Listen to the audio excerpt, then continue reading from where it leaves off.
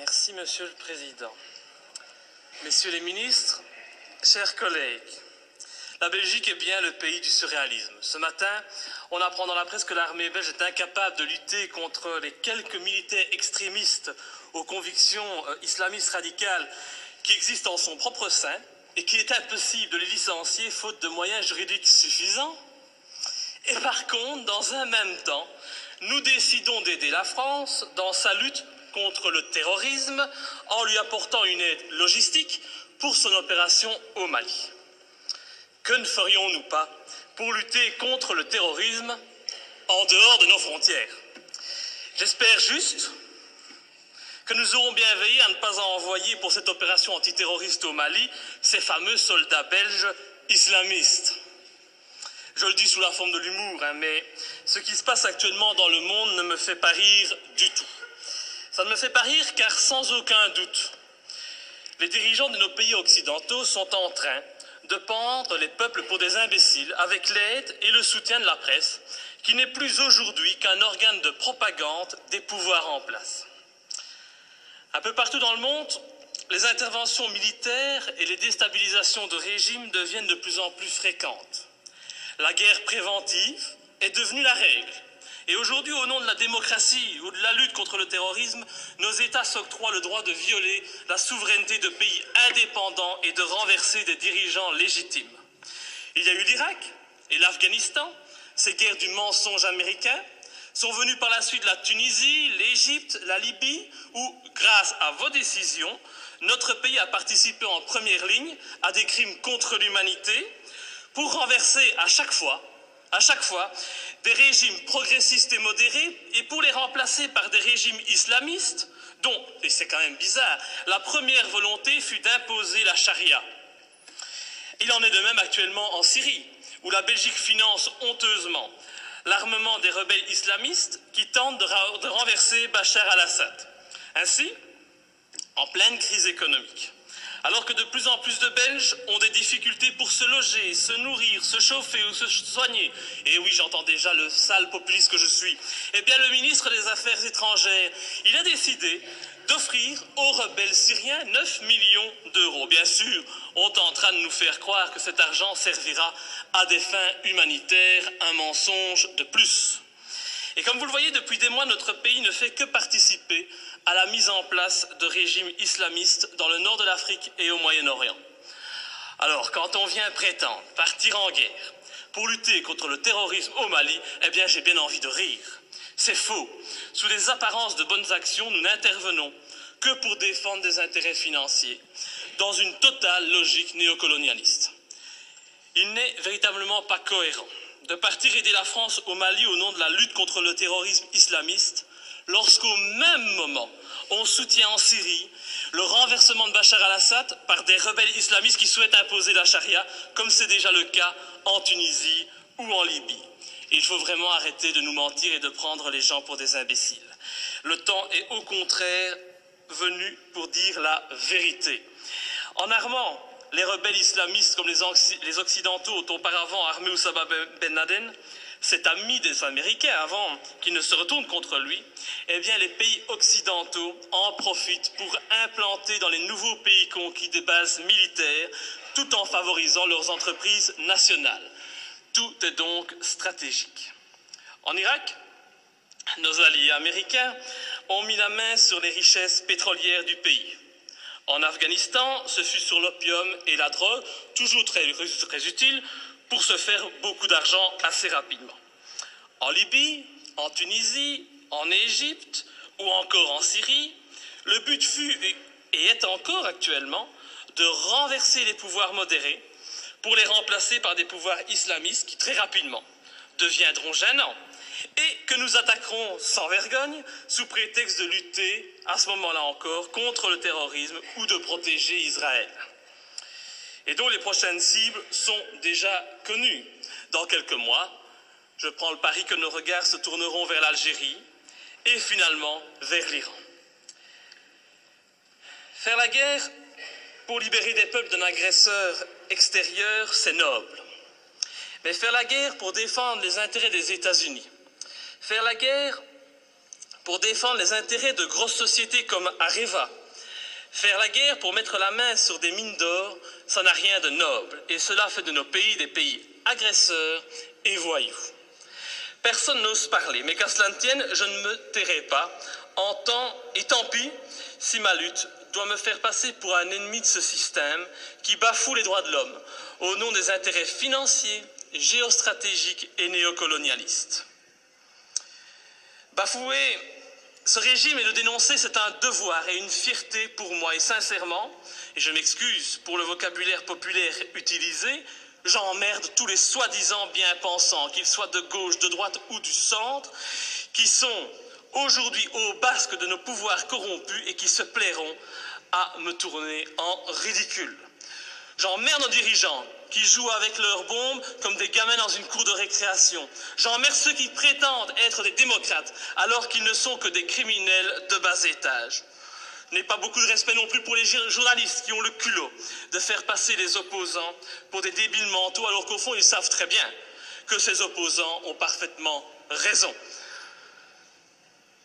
Je méprise enfin au plus haut point ceux qui se prennent pour les rois du monde et qui nous dictent leurs lois, car moi je suis du côté de la vérité, du côté de la justice, du côté de ces victimes innocentes du pognon à tout prix. Et c'est pour cette raison que j'ai décidé de m'opposer clairement à cette résolution qui envoie notre pays soutenir la France dans son opération néocolonialiste.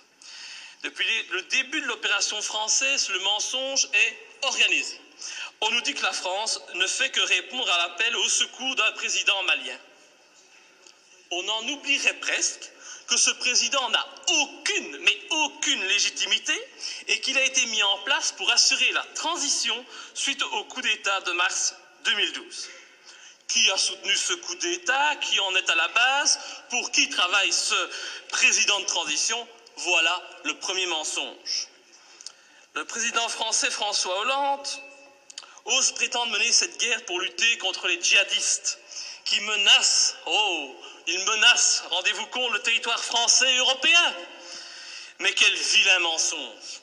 En reprenant cet argument officiel, tout en profitant pour effrayer la population, en augmentant le niveau de la menace terroriste, en mettant en œuvre le plan Vigipirate, nos dirigeants et les médias font preuve d'un culot inimaginable. Comment peut-on oser sortir un tel argument alors que la France et la Belgique n'ont pas hésité à armer et soutenir les djihadistes en Libye et que ces mêmes pays continuent actuellement à soutenir ces djihadistes en Syrie? Ces prétextes ne servent qu'à cacher des desseins stratégiques et économiques. Nos pays n'ont même plus peur de l'incohérence, car tout est fait pour la cacher. Mais l'incohérence est pourtant bien présente. Ce n'est pas demain que vous verrez un Malien venir commettre un attentat en Europe. Non, à moins qu'on en crée un subitement pour mieux justifier encore cette opération militaire. On a bien créé le 11 septembre pour justifier l'invasion, l'arrestation arbitraire, la torture et le massacre de populations innocentes. Alors créer un terrorisme malien, bon, ça ne doit pas être trop compliqué pour nos dirigeants sanguinaires. Un autre argument utilisé pour justifier ces derniers mois les opérations militaires, c'est la protection des droits de l'homme.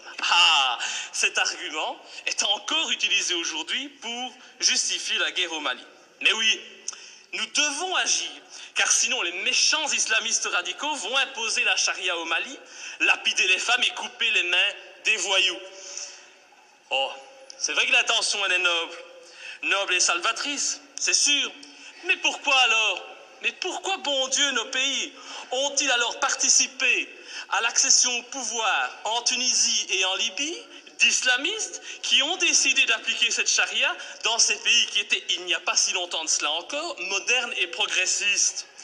Je vous invite à demander aux jeunes Tunisiens qui sont à la base de la révolution de Tunisie s'ils sont heureux de leur situation actuelle. Tout cela, c'est de l'hypocrisie. L'objectif de cette guerre au Mali est très clair.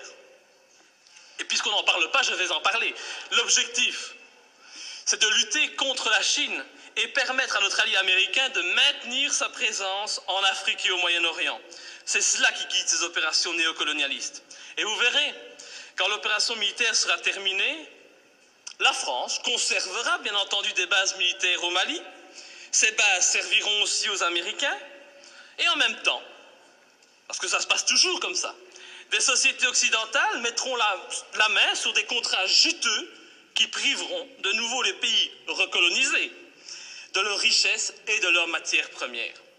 Alors, soyons bien clairs, les premiers bénéficiaires de cette opération militaire, ce seront les patrons et les actionnaires du géant français Areva, qui tentent depuis des années d'obtenir l'exploitation d'une mine d'uranium à Faléa, une commune de 17 000 habitants située à 350 km de Bamako. Et je ne sais pas pourquoi, mais mon petit doigt me dit qu'il ne faudra pas longtemps pour qu'Areva puisse enfin exploiter cette mine. Je ne sais pas, c'est une impression que j'ai. Il est donc hors de question que je participe à cette colonisation minière, cette colonisation des temps modernes.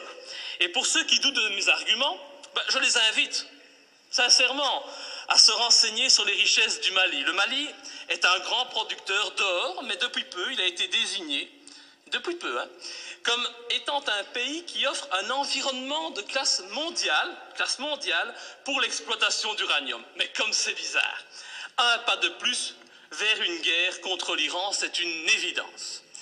Pour toutes ces raisons, et afin de ne pas tomber dans les pièges du mensonge que l'on nous tend, j'ai décidé de ne pas soutenir cette intervention au Mali. Je voterai donc contre. Et ce faisant, je fais preuve de cohérence, puisque je n'ai jamais soutenu par le passé nos interventions criminelles en Libye ou en Syrie, me profilant de la sorte comme le seul parlementaire de ce pays à défendre la non-ingérence et la lutte contre les intérêts obscurs. Je pense vraiment qu'il est grand temps de mettre un terme à notre participation à l'ONU ou à l'OTAN et de sortir de l'Union européenne si cette Europe, au lieu d'être un gage de paix, devient une arme d'attaque et de déstabilisation de pays souverains aux mains d'intérêts financiers et non plus humanistes. Enfin, je ne peux qu'encourager notre gouvernement à rappeler au président Hollande les obligations qui résultent de la Convention de Genève en matière de respect des prisonniers de guerre. J'ai en effet été outré d'entendre à la télévision, de la bouche du président français, que son intention était de détruire, je dis bien détruire, les terroristes islamistes. Alors je ne voudrais pas que la qualification utilisée pour nommer les opposants au régime malien, c'est toujours pratique aujourd'hui de parler de terroristes islamistes, soit utilisée pour contourner les obligations de tout État démocratique en matière de respect des droits des prisonniers de guerre. Nous attendons un tel respect de la patrie des droits de l'homme. Enfin, et pour terminer, permettez-moi de souligner la légèreté avec laquelle nous décidons de partir en guerre. Tout d'abord, le gouvernement agit sans la moindre autorisation du Parlement, il paraît qu'il en a le droit. Il envoie du matériel, des hommes au Mali. Le Parlement réagit par la suite, et quand il réagit, comme aujourd'hui, eh bien, cette institution n'est composée que d'un tiers de ses membres. Encore beaucoup moins si on parle des élus francophones. C'est donc une légèreté coupable qui ne m'étonne pas vraiment, venant d'un Parlement de toutous soumis aux diktats des partis politiques. Je vous remercie. Monsieur le ministre des Affaires étrangères.